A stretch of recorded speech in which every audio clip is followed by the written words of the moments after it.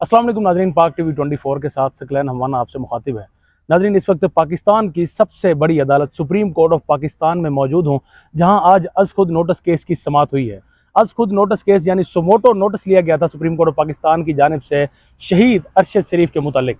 जिस तरह से उनकी शहादत हुई, तो इसी हवाले से सुप्रीम कोर्ट ने सुमोटो नोटिस लिया। आज उसकी चौथी समाअत थी। इस वक्त मेरे साथ सुप्रीम कोर्ट ऑफ पाकिस्तान के बीट रिपोर्टर वसीम मलिक मौजूद हैं। इनसे जानेंगे कि आज की समाअत का क्या अहवाल है, आज क्या पेशरफ्त हुई है इसमें। सबसे पहले तो सकलैन बहुत शुक्रिया आपका।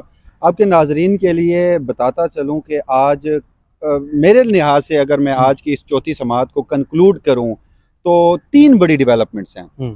सबसे बड़ी जो डेवलपमेंट है वो मेरे नज़दीक जब शहीद अरशद शरीफ की जो बेवा हैं और उनके जो बेटे हैं वो भी कमरा अदालत में मौजूद थे और उन्होंने इस SJIT के दो अफराद के ऊपर स्पेशल ज्वाइंट इन्वेस्टिगेशन टीम में शामिल दो अफसरान के ऊपर अदम एतमाद का इजहार कर दिया और भरी अदालत में कमरा अदालत में चीफ जस्टिस उमर अता बंदयाल से मुखातिब होकर बोली कि ये जो दो अफसरान हैं ये उनके मातहत हैं जिनके ऊपर हम इल्ज़ाम लगा रहे हैं। अच्छा, इससे अब आपको मैं थोड़ा सा पीछे लेके जाऊंगा। जब इसकी दूसरी समाअत थी सुमोटो नोटिस की, जिसमें शहीद अरशद शरीफ की जो वालदा हैं वो भी यहाँ बड़े जज्बाती मनाजर थे, आपने भी देखे। वो व्हील चेयर पर यहाँ पर आई और उन्होंने एक खत दिया था चीफ जस्टिस उमर अता बंदयाल की अदालत को। कमरा अदालत नंबर 1 में मैं उस वक्त मौजूद था।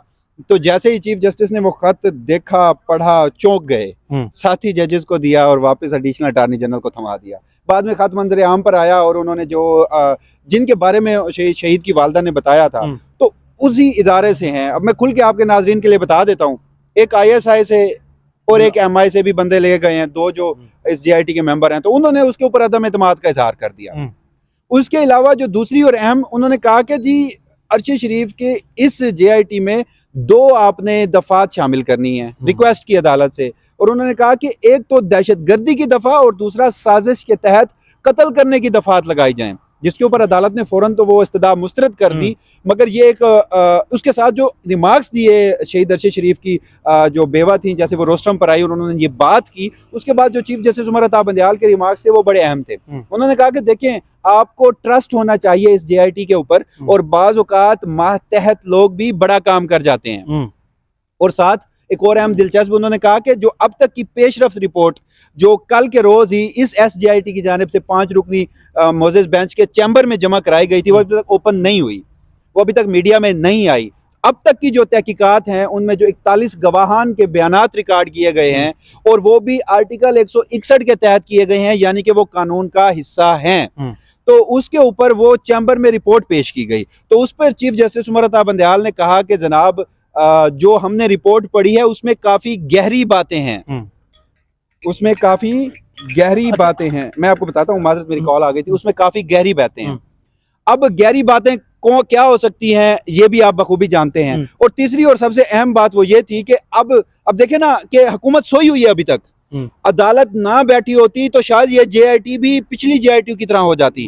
और आपको एक और बात भी बता दूं जल्दी से आपके नाजरीन के लिए कि ये पनामा पेपर्स में एक JIT बनी थी, बड़ी मशहूर जमाना, उससे भी हाई प्रोफाइल स्पेशल JIT, ये तमाम मेंबरान ग्रेड 20 के अफसर हैं। तो कल के रोज फुर्तियां दिखाई गई, जैसे ही सुमोटो नोटिस आज के लिए लगा तो कल के रोज ही फुर्तियां दिखाई गई हुकूमत की जानिब से। कल ही एक तो लेटर लिखा जाता है म्यूचुअल लीगल असिस्टेंट के जरिए कीनिया में, और दूसरा जो कल के रोज ही कुछ फंड जारी कर दिए जाते हैं। तो चीफ जस्टिस उमर अता बंदयाल ने कहा कि ये जो काम आपने कल किया है ये 20 रोज पहले ही हो जाना चाहिए था, यानी हुकूमत की तरफ से कोताही की गई है। और साथ ये भी कहा है कि अब ये SJIT इस बात को मद्देनजर रखेगी कि आगे आइंदा इस हवाले से ताखीर नहीं होगी। और ये सबसे बड़ी डेवलपमेंट थी कि अदालत ने कहा कि इस SJIT के ऊपर वो नजर रखे हुए हैं, जो भी तहकीकात होंगी वो सबके सामने लाई जाएंगी। अच्छा, ये जो SJIT रिपोर्ट अब सबमिट करवाई जाएगी वो भी फरवरी तक, फिलहाल तो समाअत मुलतवी हुई है, ये टीम जाएगी कीनिया में। क्या लगता है आपको कि ये जो रिपोर्ट होगी, फैक्ट फाइंडिंग इससे पहले कमेटी भी जा चुकी है, उन्होंने भी एक रिपोर्ट सबमिट करवाई है, तो क्या कुछ इसमें थोड़ा सा फर्क नजर आएगा? हालांकि चीफ जस्टिस के रिमार्क्स थे कि ये जो मेंबरान है ये इंडिपेंडेंट वर्क करेंगे। अच्छा, इस सवाल से आपकी राय क्या है? यहाँ पर एक और दिलचस्प बात, क्योंकि मुझ में थोड़ी सी उम्मीद जागी है कि शायद ये किसी न किसी अपने पस मंजर में जाकर ये केस लगेगा। उसकी वजह है 492 सफात की एक रिपोर्ट आई थी FIA और IB के अफसरान की। हम ये एक्सपेक्ट नहीं कर रहे थे कि उस रिपोर्ट में जो जो इंकशाफात किए गए थे वो होंगे। उसके बाद एक उम्मीद की किरण इसलिए जागी कि आज ये कहा गया, जस्टिस इजाजुल एहसन की जानिब से दो अहम सवालात उठाए गए। उन दो अहम सवालात में सबसे पहले मैं आपको बता देता हूं, क्योंकि जो पाकिस्तान की जर्नलिस्टिक कम्युनिटी थी, इवन कि उनके जो लवाहिकीन है अरशद शरीफ शहीद के, उन्होंने कहा था कि हमें पाकिस्तान के निज़ाम पर बिल्कुल यकीन नहीं है, इसमें कोई अक़वाम मुत्तहिदा का कोई नुमाइंदा या उनमें कोई तहकीकात में शामिल किया जाए। तो जस्टिस इजाजुल हसन ने कहा कि इस बारे में भी वज़ारत दाखिला आज देखे, वज़ारत खारजा माज़रत के साथ, कि क्या इसमें अक़वाम मुत्तहिदा के भी कुछ लोग शामिल किए जा सकते हैं या नहीं किए जा सकते, तो ये भी हिदायत कर दी गई है। और दूसरी और सबसे अहम बात, इजाजुल हसन साहब का ये कहना था कि जनाब इस जो केस है ना, इसके बुनियादी तौर पर 3 फेजेज हैं। पहला फेज, अरशद शरीफ शहीद किन कॉन्सिक्वेंसेस में पाकिस्तान छोड़कर गए थे। दूसरा फेज, अरशद शरीफ शहीद को दुबई से क्यों निकाला गया था, या दुबई में उनके साथ क्या मामला पेश आए थे। और तीसरा फेज, के कीनिया में क्या कुछ हुआ। जो सबसे ज्यादा फोकस किया गया ना आज के दिन, वो ये फोकस किया गया है कि वो कौन से हालात थे, अच्छा, जिन हालात की बुनियाद पर अरशद शरीफ शहीद को पाकिस्तान छोड़ना पड़ा। ठीक है, अब वो हालात मैं आपको बता देता हूँ, उनके खानदान भी उनको बता रहा है और पूरी दुनिया जानती है। वो हालात ये थे कि आपने उनके ऊपर ट्रीजन की, गद्दारी की, FIR दर्ज कर दी। और फिर सबसे अहम बात, जो पिछली 492 सफात की एक रिपोर्ट थी, हुकूमती फैक्ट फाइंडिंग FFT थी, वो FIR के इंदराज से पहले थी। वो किसी कानून का हिस्सा तो नहीं बन सकती, लेकिन ऑन रिकॉर्ड आ गई है। उसमें लिखा गया है कि कौन थे शामिल, कौन लोग थे जो अरशद शरीफ के ऊपर FIR करा रहे थे। उसमें कराची के एक थाना मेमनगोट का भी हवाला दिया गया। उसमें कहा गया कि एक पाकिस्तान का इदारा है, प्रीमियर इंटेलिजेंस एजेंसी है, उनके लोग आते हैं और वो कहते हैं कि FIR दर्ज कर दी जाए। और उसके अलावा जहां जहां अरशद शरीफ के ऊपर FIR के इंदराज के ऊपर पाकिस्तान का मामला था, तो आपकी प्रीमियर इंटेलिजेंस एजेंसी का नाम आता रहा।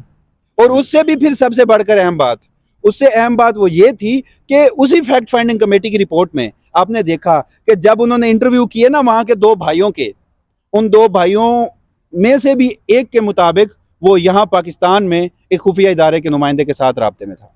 तो अब ये कड़ियाँ कहाँ जाके मिलेंगी। खैर, ये अब जो 15 जनवरी को गालबन जो टीम है वो कीनिया जाएगी, इससे 4-5 रोज पहले वो दुबई जाएगी। और उसके बाद फिर 2 हफ्ते का टाइम एडिशनल अटॉर्नी जनरल की जानिब से मांगा गया, और जो अगली समाअत है वो फरवरी के पहले हफ्ते तक रखी गई है। तो अब उम्मीद कुछ जाहिर हो गई है। चलें, उम्मीद ना सही इंसाफ की, लेकिन अरशद शरीफ हमेशा अहले इक़्तिदार को नंगा करता था। वो मर गया, वो शहीद हो गया, उसके बाद भी उसके कातिल नंगे हो रहे हैं। और जब तक अरशद शरीफ का जिक्र चलता रहेगा, उसके कातिल नंगे होते रहेंगे। मेरे लिए यही सबसे बड़ी बात है। जी तो नाज़रीन, ये था अहवाल आज की जो पेशरफ्त हुई है सुप्रीम कोर्ट ऑफ पाकिस्तान में, या जिस तरह से एक उम्मीद की किरण जागी है कि शहीद अरशद शरीफ को अब शायद इंसाफ मिल सकेगा, पाकिस्तान की बड़ी अदालत से इंसाफ मिल सकेगा। और उसके लवाहिकीन, उसके अहल खाना, जो उसकी बूढ़ी इस वक्त वालिदा हॉस्पिटल में एडमिट रही हैं, उन्हें भी शायद ये किरण, उनके लिए भी उम्मीद की किरण जागी है कि उनके बेटे को अब इंसाफ मिलता हुआ नज़र आ रहा है। इसी के साथ ही अपने मेज़बान सकलैन हमाना को इजाज़त दें। अल्लाह ने के बाद।